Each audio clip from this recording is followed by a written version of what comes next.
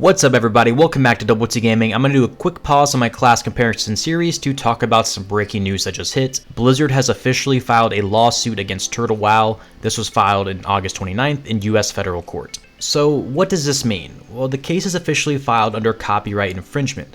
Blizzard submitted the full complaint, the summons request, corporate disclosure, copyright report, all of it.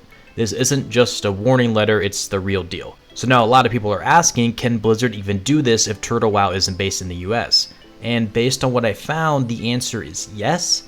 Blizzard owns the rights to WoW's assets and all intellectual property about it, and US copyright laws give them standing to file. Even if Turtle WoW is hosted overseas, there are also some international agreements in place that could still let Blizzard pressure third parties, like a hosting provider or a payment processor, to cut ties with them, which would make it tough for Turtle WoW to even keep running. Now, if you're familiar with the private server scene, you know that this has happened before, back in 2016 with Nostalrius, which was by far the biggest vanilla WoW private server at the time. They were forced to shut down after Blizzard sent them a cease and desist order.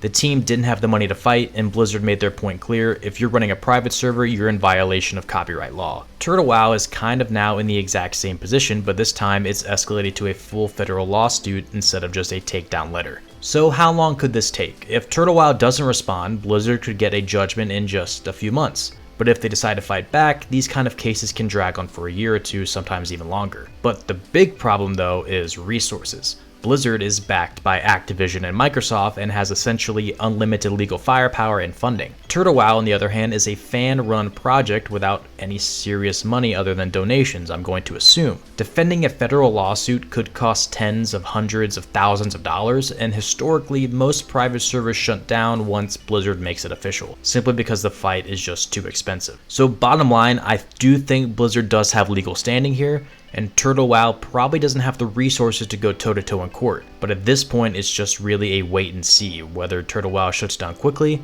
or just tries to hang on as long as they can, or hopefully this is Blizzard's step in the same direction they took with Nostalrius in turning Classic Plus into official Blizzard-run servers. This is kind of depressing to see, especially since we just now started covering Classic Plus and Turtle WoW is such a big community and everybody loves it so much. So again, wait and see situation. Let me know your guys' thoughts in the comments. Hopefully this blows over, but I don't know if it will since this has been filed in a federal court for California. I'm not a lawyer. I don't know if any lawyers watch my channel. If you can please leave your expert legal opinion down in the bottom so we can read it and know more about it. This is just off some off-the-cuff research that I did, but everyone just to be aware that there is a lawsuit now in the works for Blizzard versus Turtle WoW. We're gonna have to wait and see what happens. Thank you guys for watching. This is Double T Gaming.